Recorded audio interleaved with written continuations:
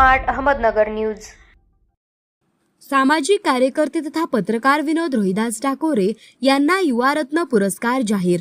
नांदेड जिल्ह्यातील शंभरगाव येथील युवा तरुण तथा आंबेडकरी चळवळीचा कार्यकर्ता विनोद डाकोरे यांना 2025 चा युवा रत्न पुरस्कार जाहीर झाला असून त्यांच्या सामाजिक व सामान्य जनतेच्या न्याय हक्कासाठी नेहमी मदत करून न्याय मिळवून देणाऱ्या सामाजिक कार्याची दखल घेऊन पत्रकार विनोद डाकोरे यांना युवा रत्न पुरस्कार देण्यात आला आहे। शंभरगाव तालुका लोहा जिल्हा नांदेड येथील सामाजिक क्षेत्रातील युवा तरुण तडफदार आंबेडकरी चळवळीचा कार्यकर्ता तथा पत्रकार म्हणून सदैव गरीब जनतेच्या न्याय हक्कासाठी सतत मदत करणारे, त्यांना न्याय मिळवून देण्यासाठी प्रयत्न करणारा हा तरुण सामाजिक राजकीय चळवळीत अग्रेसर, सदैव गोरगरीब जनतेच्या सेवा करण्यासाठी पत्रकार म्हणून तळागाळातील व गरिबांचे प्रश्न प्रशासनास निदर्शनास आणून देण्याचं काम वेळोवेळी करत असतात।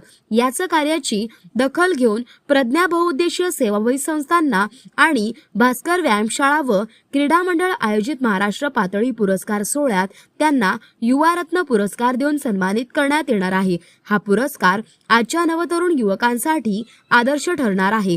संस्था व क्रीडा मंडळ संस्थापक अध्यक्ष किरण सदावर्ते यांनी दखल घेतली आहे।